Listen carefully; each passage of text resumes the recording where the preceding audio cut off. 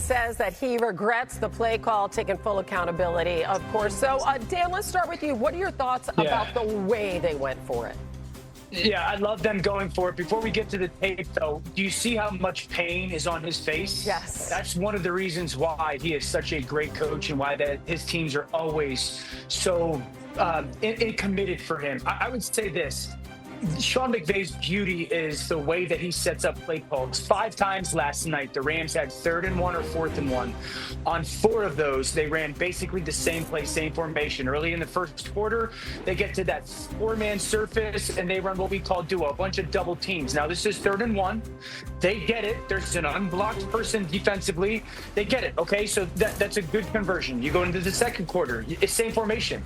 This time, they just have the receiver down a little bit closer, but it's the same play. 4th and 1, double teams. Okay, now they get a little bit of a backside cut, but once again, they convert. Remember, they only had this situation 5 times. So one time they threw it between Matthew Stafford and Devontae Adams. 4th quarter, a little bit earlier in the quarter, same formation, same play. Those double teams, 3rd and 1, they find a way to go convert it. And then in overtime, you would think it's the perfect time for a great play caller to just trick the defense. And I was shocked that they line up in the same formation and run the same play. And the fact that that safety triggers on it, I think in part is because he had seen that so much. I love him going for it. Sean McVay is one of the great play callers in the NFL. But I was just very surprised watching that backbone. Wow, in that situation, remember, 5 times on this situation, they ran the same exact play. I think in overtime it got him. That's a great point, Dan. First of all, I just love the fact that we're all in agreement about going for it and it's not a debate, because I feel like 5-10 years ago, there would be a lot of people arguing the other side of this. But it's an important note that, there was 3 minutes and 41 seconds left in the game, right? So it wouldn't have been the game-tying field goal per se. You're giving the Niners back a chance to drive the field, control the clock, with a chance to win with merely a field goal. So that is, I think, something we all accept and acknowledge, and we're good with it. As far as the play call goes, I think something with the Rams' run game really has jumped out to me. It's the most efficient rushing game in football, but a lot of that is predicated on facing like skill players when you're expecting them to continue winning against stacked boxes, the likes of which they face there. And it's actually something that before this game, Dan, they had not been good at all. On short yardage runs, they've been 30th in the NFL and converting them going into this game. So I feel like a little bit of self-scouting. You talked about sort of within the game and thinking, let's go away from something we've done on previous plays. But I also think moving forward, this is not a team that is going to win that way. They don't win in their run game because of the dominance of their offensive line, and they do not have power backs. They win because of the passing game for the most part. Yeah. And that's why I think McVay probably, regrets what he did, amongst other things. Yeah, and the one thing that has really cost them is special teams, too, the last couple of games. All right, let's go to the winning team, shall we? How about Mac Jones in once again? Feels great. I mean, I just thought it was a dogfight, and we were in the ring, and the defense played great. Special teams came in clutch. Had great field goals by Eddie, and it was just awesome to be on a team that fights. And even if we lost, like I said earlier, I would have been just as proud, to be honest, because I know that those guys had my back and I got their back. Swagoo, he had 236 passing yards between the numbers. What stood out to you about his performance? That's exactly what jumped out to me, Hannah. The fact that Mac Jones was so confident in the middle of the field as a quarterback, and that shows poise. You also have to take chances. Dan has talked about this for a number of years since we've been together, is that when guys have the ability to throw across the middle of the field, it unlocks a lot about what you can do offensively. He was confident, he was poised, and look at this heat chart here that I asked for. Like, you can see where the dominance was, and I thought at some point the Los Angeles Rams would adjust and kind of try to take that away from him and force him outside the numbers, but he was consistent there all night, whether it was Christian McCaffrey, the highlight you showed of Kendrick Bourne, who had a phenomenal game as well. But all of these things kind of played into what Kyle Shanahan wanted from Mac Jones and where he wanted to play against this Ram defense. And a lot of it strictly boils down to the fact that you have such a tremendous amount of respect for this pass rush that you always wanted Mac Jones to have an out. You always wanted somebody, what caught my attention was running across his eyes, giving him an outlet in those specific areas. And Christian McCaffrey obviously being that one guy. But ultimately, I thought he dominated, and this offense with Kyle Shanahan dominated the middle of the field in the passing game.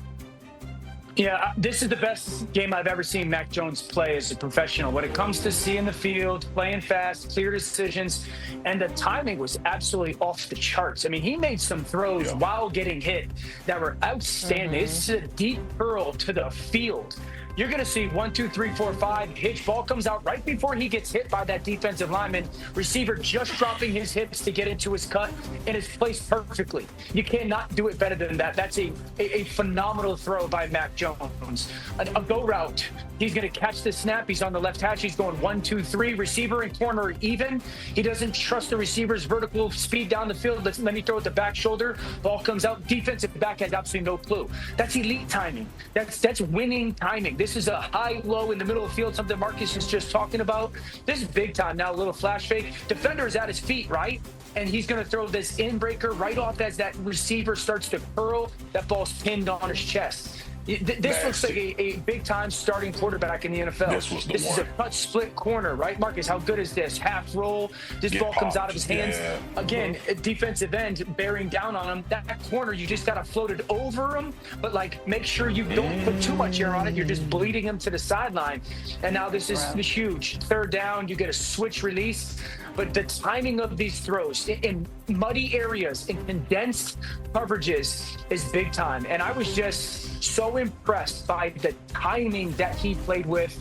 And I think it was a huge reason why, because, guys, I felt watching that game, it was almost like the Micah Dallas game the other night. You're sitting there going, how come they can't get home? And it was because he was playing so fast and getting the ball out so early.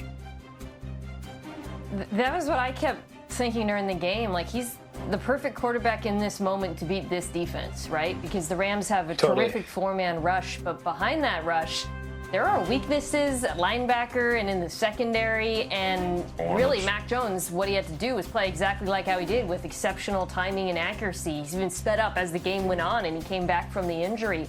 His decision-making, coupled, of course, with Kyle Shanahan's excellent play calling, just fantastic. But the other player I wanted to highlight was Christian McCaffrey. Just going back and watching some of these plays on tape, it is amazing. The defense over, so you get the tight end Tongas wide open again over the middle of the field. He truly is Kyle Shanahan's queen on the chessboard. And, you know, as all of these players are being pulled out of the Niners and they're losing all of these guys to injury, a reminder that, to me, he remains the most important skill player on this team. Oh, yeah, 4-1 now, despite all those injuries. And, guys, that was an epic breakdown of a Thursday night game, I got to say. Our group text chain paid off big time.